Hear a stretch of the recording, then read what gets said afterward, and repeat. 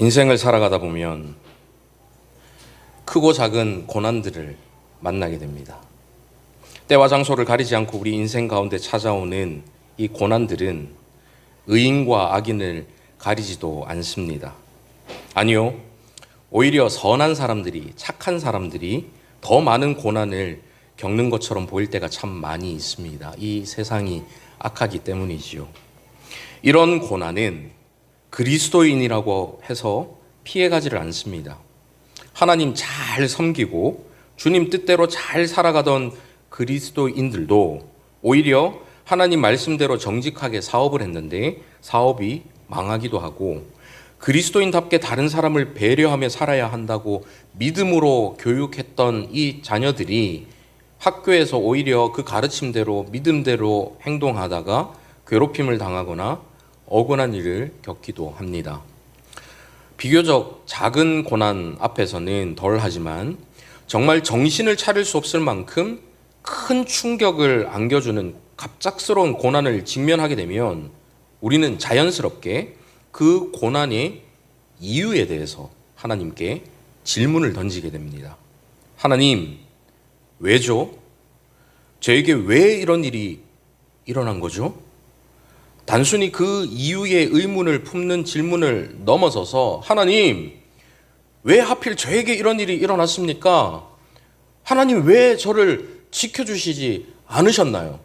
왜 이 고난을 저에게 주시고 제가 이렇게 고통받게 하십니까? 하는 원망 섞인 질문도 던지게 됩니다. 큰 고난 앞에서 누구나 할 수 있는 자연스러운 반응이지요. 또 자신의 아픈 마음을 하나님 앞에 이렇게 정직하게 털어놓는 것은 매우 중요한 일입니다. 하지만 우리는 고난 앞에서 이러한 질문에만 머무르지 않고 그 질문을 좀 바꿀 필요가 있습니다. 흔히 모든 고난에는 뜻이 있다라는 말을 많이 듣습니다. 고난은 변장하고 찾아오는 하나님의 축복입니다라는 말도 듣습니다. 고난을 해석하는 이런저런 여러 가지 이야기들이 있습니다. 하지만 당장 어려움을 겪고 있는 이들에게는 그런 이야기가 전혀 귀에 들어오질 않습니다.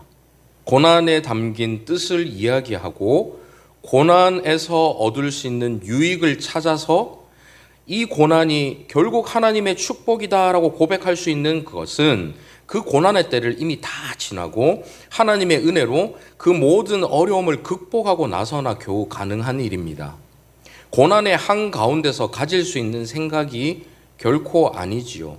물론 그렇게 생각하는 것처럼 보여질 수는 있어도 우리 마음 안에서는 지금 너무나도 힘든 이 고난 속에서 그런 고백을 하는 것이 정말로 어렵습니다. 뿐만 아니라 그런 생각들은 한참 고난을 겪고 있는 이들에게 별로 도움이 되지를 않습니다. 고난 중에 있는 욥을 찾은 친구들을 한번 보십시오. 안 그래도 힘들어 죽겠는데 욥을 찾아와서는 고난의 이유와 의미에 대해서 자꾸 논합니다. 왜 그런 고난이 찾아왔는지, 왜에 대한 이야기만 늘어놓습니다. 물론 성경은 고난의 이유와 의미에 대해 다양하게 설명을 하고 있습니다. 이런 말씀들로 스스로를 돌아볼 필요도 분명히 있습니다. 하지만 지금 어려움을 겪고 있는 이들에게 먼저 필요한 질문은 왜가 아닙니다. 고난의 한가운데서 본인 스스로에게든 타인에 의해서든 우리가 던져야 할 질문은 하나님 왜입니까가 아니라 하나님 어디에 계십니까? 입니다. 오늘 본문을 한번 보시겠습니다. 오늘 읽은 시편의 표제를 보면 다윗이 사울을 피하여 굴에 있던 때에라고 적혀 있습니다.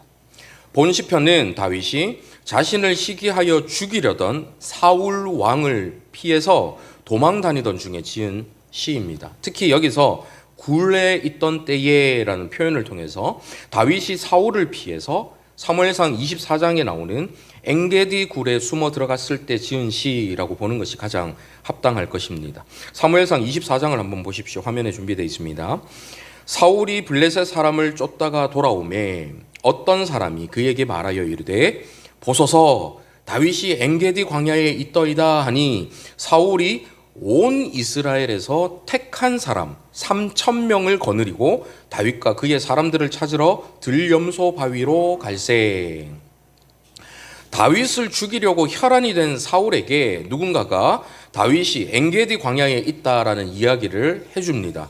이야기를 들은 사울이 이 다윗을 잡으려고 사람들을 데리고 가는데 대충 아무나 데리고 가는 것이 아닙니다. 온 이스라엘에서 택한 사람, 고르고 뽑은 사람, 즉 이스라엘 전역에서 특별히 뽑은 사람들을 데리고 갑니다.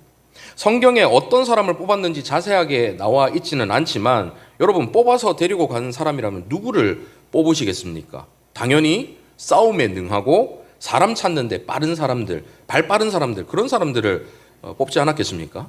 그것도 한두 명이 아니라 무려 3,000명을 뽑았습니다. 말이 3,000이지 여러분. 누군가가 여러분을 그런 일은 없으시겠지만 누군가를 여러분을 죽이려고 전문 킬러 한 명을 고용했다라는 사실을 여러분 알게 됐다고 생각해 보십시오. 나를 죽이려는 사람이 한 명만 있다고 생각을 해도 정말 두렵지 않습니까? 얼마나 불안하겠습니까? 그런데 지금 다윗을 죽이려고 특별히 뽑힌 사람이 3,000명이나 됩니다. 다윗이 얼마나 두려웠겠습니까? 그렇게 두려운 마음으로 다윗은 지금 굴속 깊은 곳에 들어가서 몸을 숨기고 있습니다. 여러분, 굴이라는 곳이 한편으로는 좀 안전해 보이지만 적에게 쫓기는 신세에서 한쪽이 막혀 있는 이 굴은 오히려 더 위험합니다. 조용히 저기 지나가면 괜찮지만 만약에 발각이 되면 그대로 끝이죠. 우리 인생에도 이런 경우가 찾아올 수 있습니다. 조금만 참으면 곧 이 어둠을 벗어날 수 있을 것 같은, 마치 터널과 같은 상황이 아니라 출구가 전혀 없는 굴에 갇혀서 나가지도 못하고 그렇다고 계속 있지도 못할 깊은 절망감에 사로잡힐 때가 분명 있습니다. 터널은 끝이 있을 거라는 기대가 있지만 캄캄한 굴 안에서는 그런 기대를 갖기가 참 어렵습니다. 이 어둠의 때가 언제 끝날지 모릅니다. 결코 마음 놓고 안전하게 있을 수 있는 장소가 아니지요. 오늘 시를 노래하고 있는 이 다윗의 현재 상황은 이와 같이 자신이 느끼는 감정적으로나 실제로 육안으로나 앞이 전혀 보이지 않는 깜깜한 어둠 가운데 놓여 있는 상황입니다. 깊은 절망감과 엄청난 두려움 앞에서 지은 시가 바로 본시이지요. 그의 심정은 오늘 본문 4절에 잘 표현되어 있습니다. 4절 말씀 같이 한번 읽어보실까요? 시작. 내 영혼이 사자들 가운데에서 살며 내가 불사르는 자들 중에 누웠으니 곧 사람의 아들들 중에라. 이는 창과 화살이요 그들의 혀는 날카로운 칼 같도다. 이 구절을 표준 세번역 성경에서는 더 실감나게 묘사합니다. 내가 사람을 잡아먹는 사자들 한가운데 누워 있어 보니 그들의 이는 창끝과 같고 화살촉과도 같고 그들의 혀는 날카로운 칼과도 같았습니다. 여기 사람을 잡아먹는 사자가 있습니다. 날카로운 이빨과 발톱으로 먹이를 한번 잡으면 그 먹이를 끝까지 놓지 않고 찢어 발기는 무서운 사자가 그를 둘러싸고 있습니다. 그 사자들 한가운데서 그는 아무것도 못하고 그저 누워있는 그런 상태입니다. 다윗이 지금 이렇게 압도적인 대적 앞에서 아무것도 못하고 무기력하게 누워있는 것 같은 심정이라고 자신의 상황을 묘사하고 있습니다. 근데 다윗이 왜 이런 상황에 놓이게 되었나요? 왜 이런 고난을 지금 받고 있습니까? 그가 그저 목동으로 조용히 살았다면 이런 일도 없었습니다. 맨날 노래 부르며 한 번씩 돌이나 던지면서 양 잘 치고 있던 다윗이었습니다. 근데 그런 다윗에게 갑자기 사무엘이 찾아와서 네가 장래에 왕이 될 것이다 하면서 머리에 기름을 붓지 않았다면 이런 일도 없었습니다. 괜히 아버지 심부름 갔다가 골리앗이 하나님을 욕하는 소리를 듣지 않았다면, 그리고 거기서 자기가 나서지 않았다면, 그래서 골리앗을 쓰러뜨리지 않았다면, 그래서 여인들이 사울 천천 다윗만만 이런 노래도 부르지 않고 사울에게 시기 받을 일도 없었다면 이렇게 비참한 도망자 신세가 되지는 않았겠지요. 그런데 오히려 만군의 여호와 하나님께서 시켜서 기름 부음도 받았고 만군의 여호와 하나님 이름으로 나아가 골리앗도 죽였는데 이런 고난이 그에게 닥친 것입니다. 그의 입장에서는 충분히 억울할 수 있는 상황이지요. 하나님 저에게 도대체 왜 이러십니까? 왜? 라는 질문을 할 수 있는 그런 상황입니다. 하지만 다윗은 그런 질문을 던지지 않습니다. 캄캄한 굴 속에서 두려움 가운데 그는 오늘 시를 이렇게 시작합니다. 1절입니다. 하나님이여 내게 은혜를 베푸소서, 내게 은혜를 베푸소서. 내 영혼이 주께로 피하되 주의 날개 그늘 아래에서 이 재앙들이 지나기까지 피하리이다. 하나님이여 내게 은혜를 베푸소서, 내게 은혜를 베푸소서. 히브리어에서 이렇게 같은 말을 2번 연속으로 쓴다라는 것은 아주 강한 강조를 의미하는 것입니다. 은혜를 강구하는 다윗의 심정이 지금 얼마나 절박한지를 이 표현을 통해서 알 수가 있지요. 내 영혼이 주께로 피합니다. 다른 곳으로 피할 곳이 전혀 없습니다.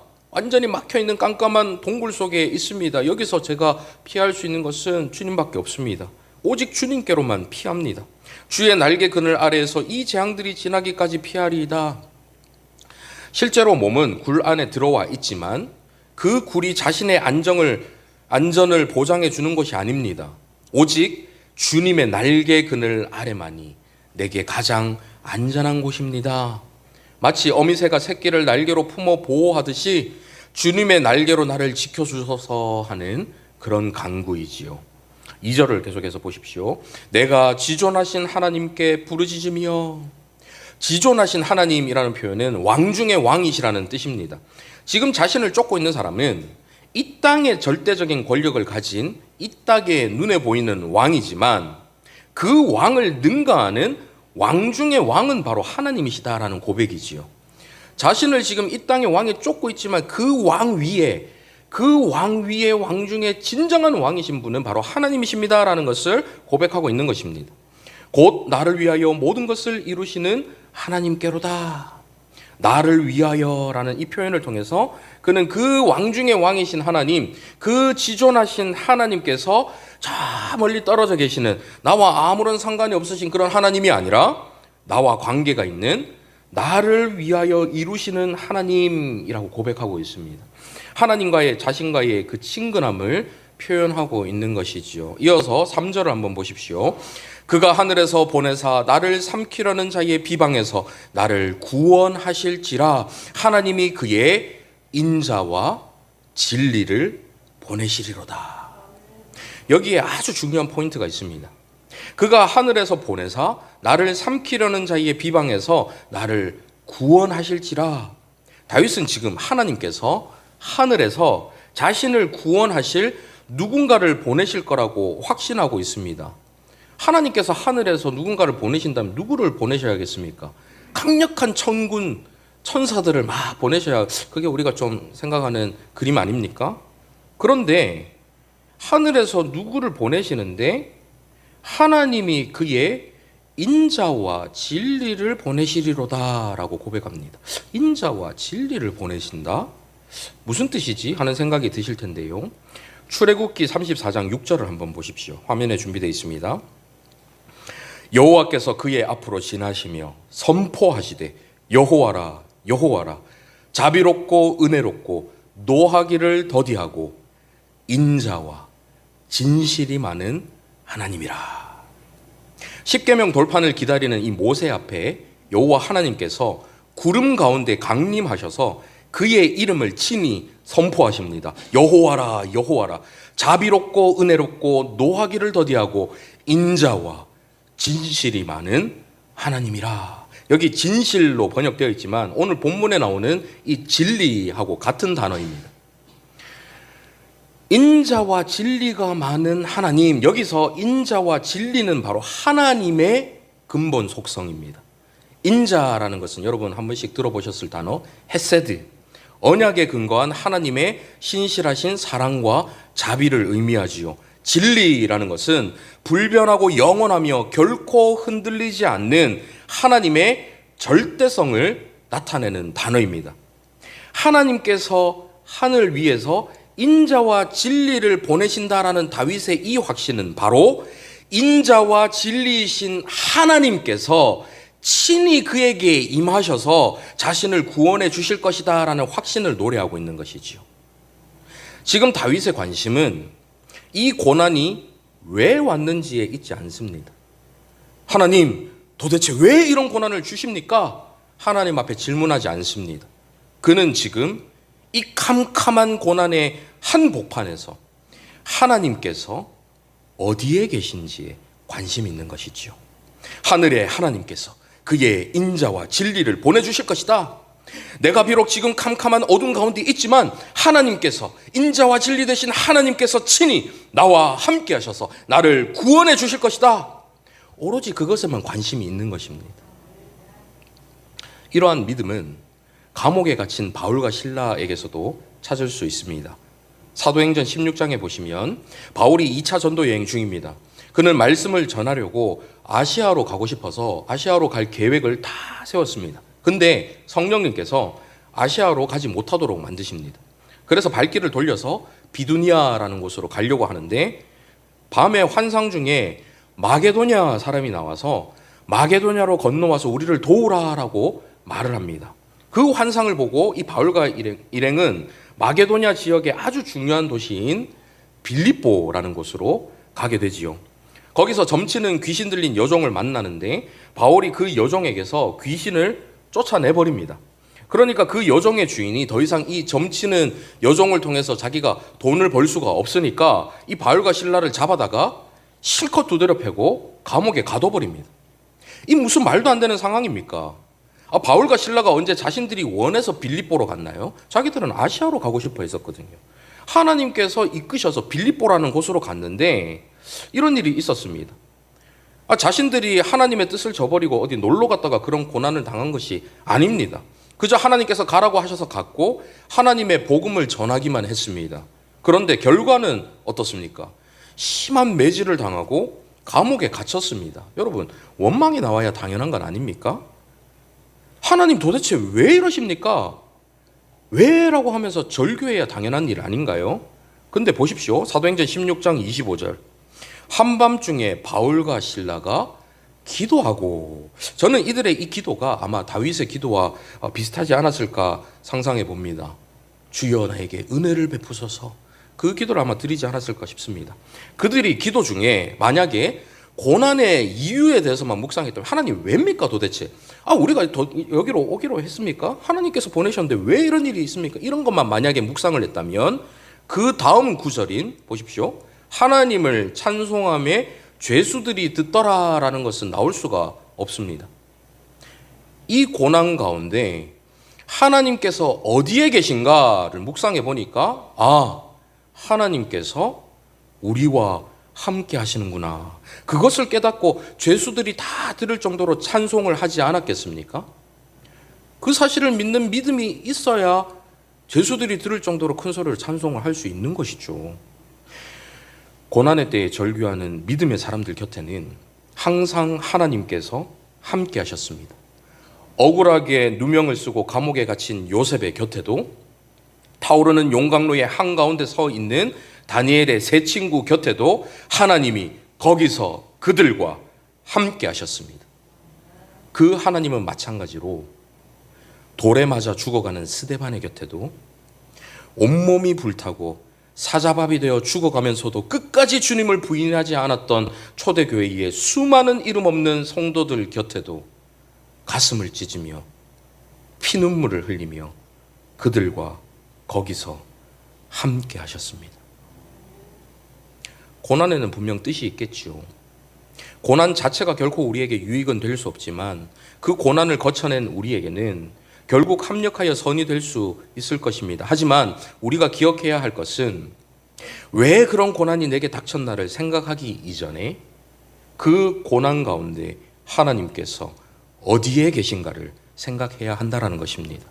신실하게 나와 함께 하시는 하나님, 인자와 진리로 내 곁에서 고난의 그 한가운데를 나와 함께 걷고 계신 그 하나님을 바라볼 수 있어야 할 것입니다. 이것이 고난에 대한 그리스도인의 매우 중요한 첫 번째 관점입니다. 고난에 대해서 그리스도인이 가져야 할 두 번째 관점에 대해서 한번 살펴보겠습니다. 바울과 실라처럼 이 다윗도 자신과 함께 하시는 하나님을 확신하면서 그 하나님을 찬양합니다. 본문 5절입니다. 한번 보십시오. 하나님이여 주는 하늘 위에 높이 들리시며 주의 영광이 온 세계 위에 높아지기를 원하나이다. 7절 하나님이여 내 마음이 확정되었고 내 마음이 확정되었사오니 내가 노래하고 내가 찬송하리이다. 여기도 같은 말이 두 번 나오죠. 내 마음이 확정되었고 내 마음이 확정되었사오니 확고한 그의 신념을 강조해서 나타냅니다. 그러면서 9절부터 한번 보십시오. 주여 내가 만민 중에서 주께 감사하며 문 나라 중에서 주를 찬송하리이다. 여기서 만민이 나오고 문 나라가 나오면서 그의 찬양의 스케일이 점점 커집니다. 무릇 주의 인자는 커서 하늘에 미치고, 앞서 보았던 인자가 나오지요. 하나님의 그 인자가 너무나도 커서 하늘에 미치고 주의 진리는 궁창에 이르나이다. 하늘과 궁창이라는 것은 그 시대의 인간이 생각할 수 있는 가장 크고 가장 넓은 의미입니다. 그래서 끝없이 펼쳐져 있는 하늘과 궁창과 같이 하나님의 인자와 진리가 그만큼 크고 위대하심을 노래하고 있는 것이죠. 그러면서 11절을 보십시오. 하나님이여 주는 하늘 위에 높이 들리시며 주의 영광이 온 세계 위에 높아지기를 원하나이다. 이 구절로 만든 찬양이 있습니다. 하늘 위에 주는 높이 들리며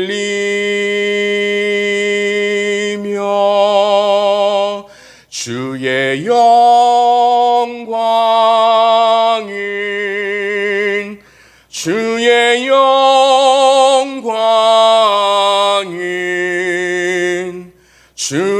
영광은 온 세계 위에.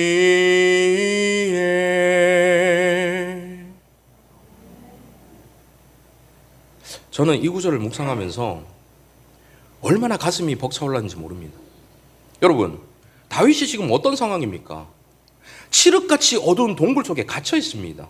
숨어 있는 사람이 무슨 횃불을 들고 있을 수 있나요? 아니죠. 한 치 앞도 볼 수가 없습니다. 밖에서는 자신을 죽이기 위해서 셀 수 없는 사람들이 이를 갈며 자신을 찾고 있습니다. 금방이라도 자신을 찢어 발길 것 같은 사자들 한가운데서 아무것도 못하고 무기력하게 누워있는 것 같은 그런 심정입니다. 근데 그가 노래하는 것을 보십시오. 주의 인자는 커서 하늘에 미치고 주의 진리는 궁창에 이르나이다. 하나님이여 주는 하늘 위에 높이 들리시며 주의 영광이 온 세계 위에 높아지기를 원하나이다. 그가 어떻게 캄캄한 동굴 속에서 이런 찬양을 할 수 있을까요? 그는 지금 단순히 자기 인생 그 하나의 인생이 구원받는 수준을 넘어서는 그런 찬양을 하고 있습니다. 신약 시대를 거치고 난 현재를 살아가고 있는 우리는 이 찬양이 무엇을 의미하는지 더 선명하게 볼 수 있는 너무나도 큰 혜택을 누리고 있습니다. 자, 여러분 잘 들어보십시오. 주의 인자와 진리라는 것은 하나님의 속성을 나타낸다라고 말씀을 드렸습니다. 그 인자와 진리를 염두에 두고 요한복음 1장 14절을 한번 보시기 바랍니다. 함께 읽어보실까요? 시작. 말씀이 육신이 되어 우리 가운데 거하심에 우리가 그의 영광을 보니 아버지의 독생자의 영광이요 은혜와 진리가 충만하더라. 누구를 가리키는 말씀입니까? 바로 메시아이신 예수 그리스도입니다. 여기서 은혜라는 것은 인자와 같은 뜻을 내포하고 있는 단어입니다. 다윗 자신의 구원과 이스라엘에 국한되었던 하나님의 인자와 진리라는 것은 예수 그리스도를 통하여 온 하늘과 궁창에 이르고 그 영광이 온 세계에 충만하게 되었습니다. 다윗은 그 캄캄한 동굴 안에서 자신의 구원을 확신했을 뿐만 아니라 장차 오실 메시아를 통해서 온 우주적인 구원이 성취될 것을 미리 바라보면서 찬양하고 있는 것입니다. 여러분 놀랍지 않습니까? 여기서 우리는 고난 가운데서 가져야 할 두 번째 관점을 찾을 수 있습니다. 오늘 다윗도 그렇고 성경에서 보여주시는 믿음의 사람들을 관찰해 보니까 공통점이 하나 있습니다. 그것은 자신을 향한 하나님의 뜻을 해석하는 방식이 다르다는 것입니다. 믿음의 사람들은 고난을 거치면서 자기 인생 하나, 자기 인생이 어떻게 되느냐에 대한 이 초점에서 자신을 통해서 하나님의 뜻이 어떻게 이루어지느냐로 이 초점이 바뀌더라는 것입니다. 이게 무슨 뜻인지 비유로 말씀드리면, 그전에는 나라는 사람 하나가 나를 위한 길을 걷고 있습니다. 내 인생의 물줄기가 한 줄기 졸졸졸졸 흐르고 있습니다. 나는 그 물줄기 따라서 그냥 흘러가고 있습니다. 나는 지금까지 내가 내 인생의 작은 물줄기를 따라서 흘러가고 있는 줄 알았습니다.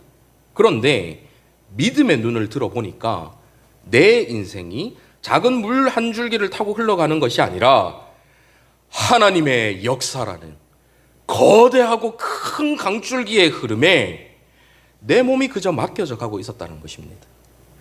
여러분 이해되시나요? 하나님 없이 내 인생 내가 산다라는 그런 이 사람 인생 말고요, 성경에서 믿음으로 사는 사람들의 인생을 한번 보십시오. 각자가 자신의 인생길을 걷는 것처럼 보이지만 믿음의 눈을 들어 바라보니까 하나님의 역사, 하나님의 위대한 그 뜻이라는 큰 강줄기의 흐름에 자신의 인생이 실려가고 있더라는 것입니다.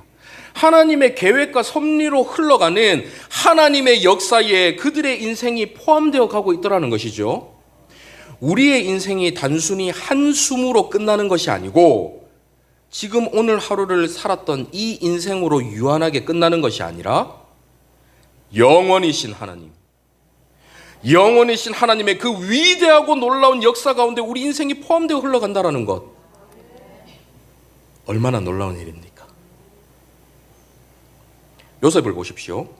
억울하게 형들에게 붙들려서 종으로 팔려갔습니다. 거기서도 억울하게 누명을 쓰고 감옥에 갇혔습니다. 온갖 고난이란 고난 다 겪고 나서 총리가 된 요셉이 형들에게 하는 말을 한번 들어보십시오. 창세기 45장 5절입니다. 당신들이 나를 이곳에 팔았다고 해서 근심하지 마소서, 한탄하지 마소서. 하나님이 생명을 구원하시려고 나를 당신들보다 먼저 보내셨나이다. 요셉이 자기 인생에 대해서, 자기가 겪는 그 고난에 대해서 어떻게 해석하고 있습니까?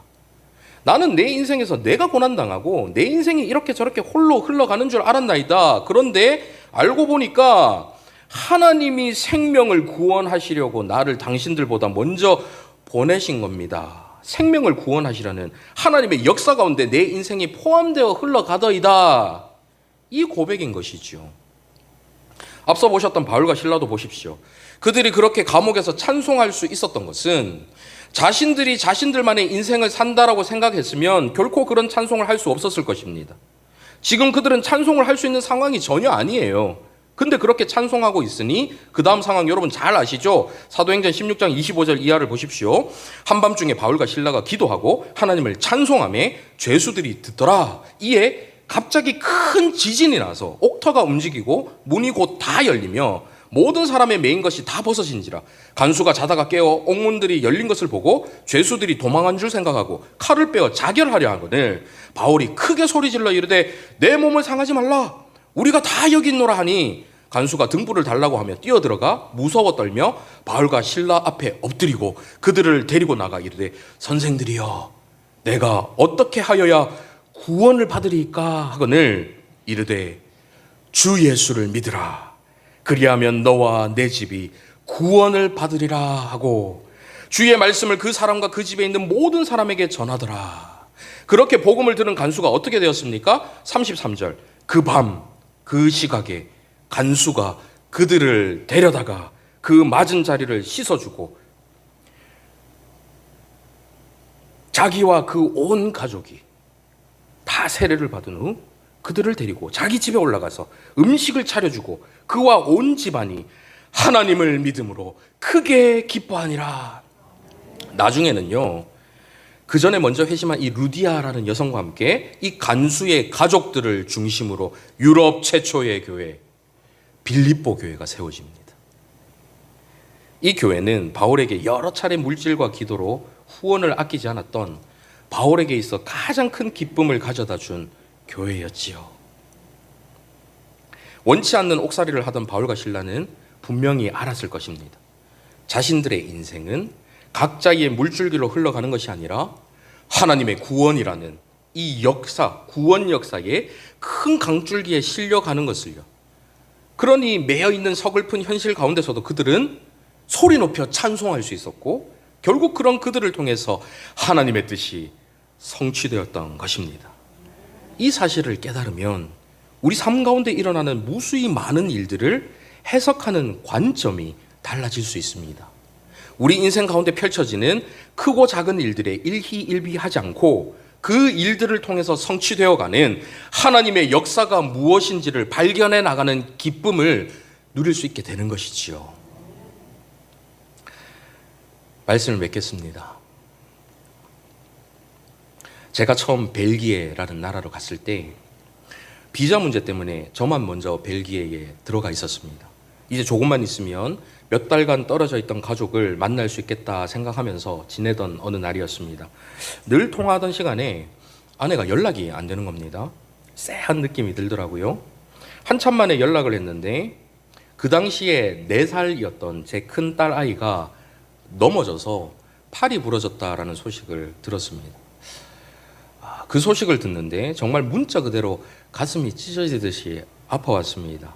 그 당시 저는 지인들을 만나고 있었는데요. 그 연락을 받고 지인에게 이제 그 얘기를 했더니 지인 중 하나가 저를 위로한답시고 다 괜찮을 거야 라고 말하면서 지나가는 말로 이번 기회에 자신을 돌아보고 이런 이야기를 하더라고요.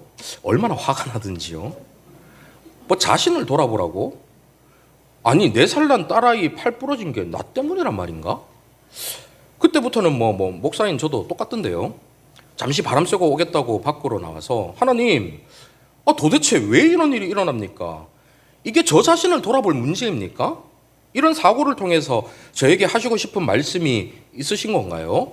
이것도 더 큰 영광을 주시기 위해 변장하고 찾아오는 축복입니까? 이런 생각을 막 하려고 한 것이 아니라 그냥 막 물밀듯이 밀려오더라고요. 물론 고난이 닥친 이유를 생각해 봐야 하는 것이 틀린 말은 아닙니다. 우리를 돌아봐야 된다는 그것이 아주 틀린 말은 아니죠. 하지만 그런 생각을 할 때가 따로 있더라고요. 적어도 괴로운 마음에 고통하던 바로 그 당시에는 그때는 그런 생각을 할 때가 절대 아니었습니다. 왜냐하면 그런 생각을 제가 계속 하다 보니까 하나님 그럼 차라리 제 팔을 잘라가시지 제 다리를 부러뜨리시지 왜 저 연약한 아이의 팔을 부러뜨리셨습니까? 원망 아니라고 하고 싶지만 솔직히 원망이 맞았습니다.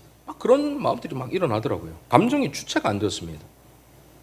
그렇게 한참 동안 제 감정을 막 쏟아내면서 걷고 있는데 저 앞에 양우리가 보였습니다. 정말 무심하게 그 앞을 지나가는데 저 멀리 양우리 한가운데서 풀을 뜯던 양들이 제가 이렇게 양들이 신기해서 처음 보는 양이니까요. 한국에서는 양이 또 보기가 좀 어렵지 않습니까? 그때는 이제 그 양들이 있는 거 처음 보니까 신기해서 이렇게 보고 있으니까 갑자기 저를 탁 쳐다보더니 거기에 있던 9마리의 양들이 모두 다 단체로 저에게 막 다가오는 겁니다. 실제 있었던 일입니다. 실화입니다. 제가 신기해서 사진도 막 찍어놨습니다. 9마리인 것도 세웠고요. 그리고는 제 앞에서 한참을 저를 보면서 매매 우는데요. 정말 저에게 무슨 할 말이 있는 것처럼 한참을 저를 보면서 그렇게 울더라고요. 속으로 참 희한하다 하면서 양들을 보는데 아주 자연스럽게 이런 생각이 이어졌습니다. 양, 그래 니들이 양이구나. 실제로는 처음 보는 양이네. 구약시대 제사 때 쓰던 양, 죄 없이 죽던 양, 어린 양 예수할 때 그 양이구나. 물론 논리적 개연성은 많이 떨어지는데 정말 저도 모르게 자연스럽게 그 양들을 보면서 예수님 생각이 나더라고요. 목사니까 또 그런가 싶기도 합니다. 그래, 예수님도 니들처럼 죄 없이 다른 사람들 때문에 죽으셨지. 이 생각을 하는 그 순간에 갑자기 죄 없는 아들의 살이 찢겨져 나갈 때 그 아버지의 마음이 어떠셨을까 하는 것이 와닿기 시작하는데요.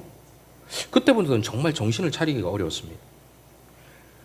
자식 팔 하나 부러져도 아비 가슴이 이렇게 찢어지는데 십자가 위에서 절규하며 죽어가는 아들을 바라보는 아버지의 마음은 얼마나 아프셨을까. 그 마음이 절절히 제 마음에 느껴지는데요. 제 자신이 완전히 무너져 내리는 기분이 들었습니다. 이 고난 많은 세상 가운데 그 고통받는 백성들을 홀로 두지 않으시려고 친히 그 가운데로 아들을 보내신 분, 우리보다 더 큰 고난을 당하시고는 울고 있는 주님의 백성들 곁에 다가오셔서 그래, 많이 아프지? 나도 알아. 네 고통 나도 겪어봐서 안다.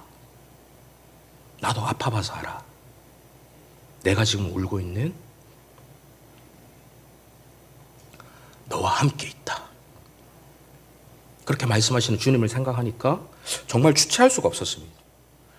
주님께서 내 마음 아신다고 하는 것이, 주님께서 그런 나와 지금 함께 하신다라는 사실이 얼마나 큰 위로가 되던지요.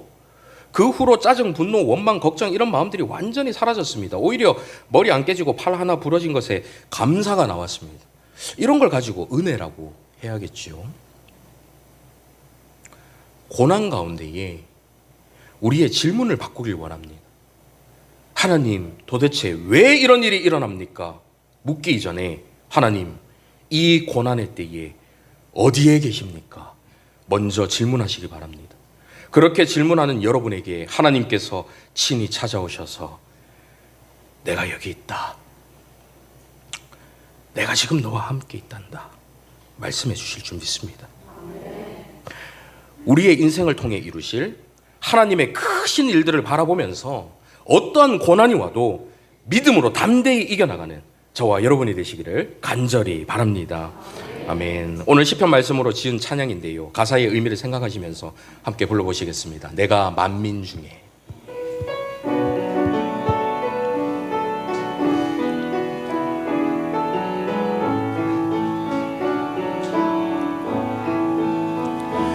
내가 만민 중에 오 주께 감사하며 주님을 찬양하리. 열방 중에서 주의 인자는 커서 주의 인자는 커서 하늘에 미치고 커서 하늘에 미치고 주의 진리는 넓은 공창에 이르나니. 믿음으로 고백합니다. 하늘 위에 주는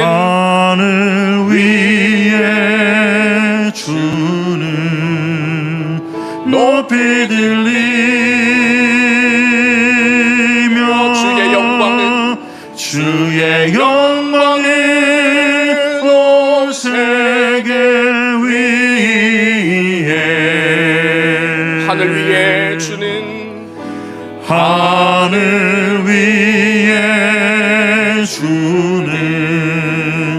높이 들리며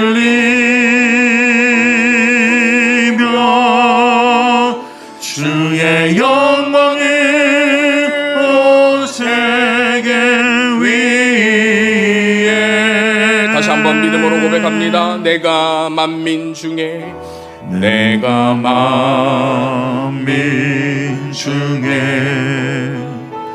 오 주께 감사하며 주님을 찬양하리. 열방 중에서 주의 인자는 커서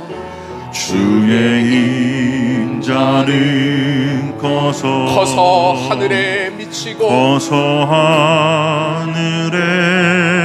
주의 진리는 넓은 공창에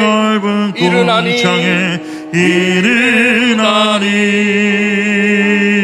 말씀을 생각하며 믿음으로 고백합니다. 하늘 위에 주는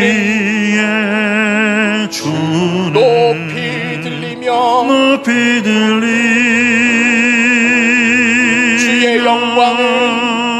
주의 영광은 온 세계 위에.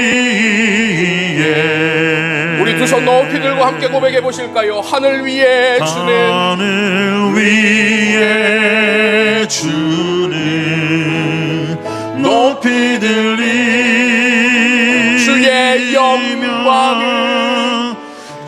주의 영광이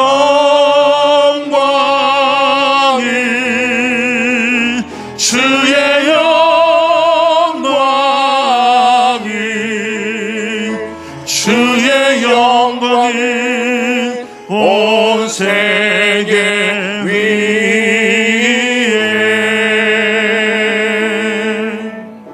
할렐루야.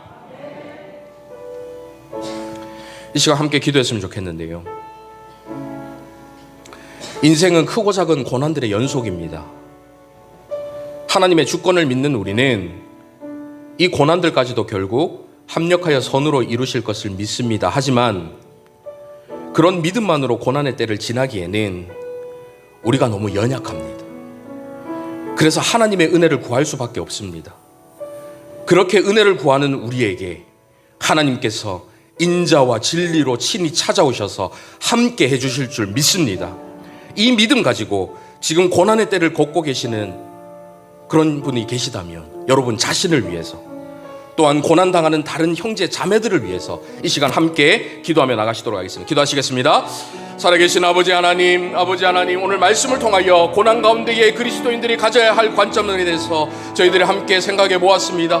살아계신 아버지 하나님께서 저희와 함께 하신다는 그 사실을 저희들이 늘 기억할 수 있도록 인도하여 주시옵소서. 고난의 때를 걷고 있는 저희와 함께 하시는 하나님을 바라보며 그 하나님으로 인하여 위로받고 그 하나님으로 인하여 새 힘을 얻어서 그 자리에서 거뜬히 일어나 다시 한번 하나님을 높이 찬양하며 하나님을 바라보며 걸어갈 수 있는 저희 모두가 될 수 있도록 인도하여 주시옵소서. 살아계신 아버지 하나님, 믿음에 믿음을 더하셔서 아버지 하나님께서 이 일을 통하여 하나님께서 계획하신 그 놀라우신 뜻을, 그 놀라우신 계획을 이루신다는 것을 저희들이 바라보며 그 믿음으로 하나님 앞에 기뻐하고 감사하고 찬양할 수 있는 저희 모두가 될 수 있도록 주여 인도하여 주시옵소서. 살아계신 아버지 하나님의 그 놀라우신 역사 가운데 우리의 인생이 함께 흘러간다라는 그 사실을 바라보며 영원을 바라보고 영원을 꿈꾸며 그 영원 가운데서 오늘 하루 살아갈 수 있는 저희 모두가 될 수 있도록 주여 인도하여 주시옵소서. 아버지 하나님 붙드시고 함께 해주실 줄 믿고 살아계신 예수님의 이름으로 기도합니다. 전능하신 아버지 하나님, 우리 인생에 어려움이 많습니다. 고난이 참 많습니다. 하나 이겨내고 나면 또 다른 어려움이 찾아옵니다. 이제 좀 살만하다 싶으면 또 다른 문제가 생깁니다. 조금만 견디면 곧 끝이 나올 것 같은 터널이 아니라 출구 없는 어두운 굴 속에 갇힌 것 같은 심정입니다. 기도해야 한다는 거 잘 알겠는데 기도조차 나오질 않습니다. 하나님이여, 이런 내게 은혜를 베푸소서. 이런 우리에게 은혜를 베푸소서. 내 영혼이 주께로 피하여 주의 날개 그늘 아래에서 머무르게 하여 주시옵소서. 주의 크신 인자와 진리로 우리와 함께 하실 하나님의 임재를 바라며 오늘도 하루를 살아내겠습니다. 우리와 함께 하시는 그 하나님으로 인하여 어떠한 고난 가운데서도 끝까지 버텨내고 힘차게 살아가는 저희 모두가 될 수 있도록 인도하여 주시옵소서. 살아계신 예수 그리스도의 이름으로 기도하옵나이다. 아멘.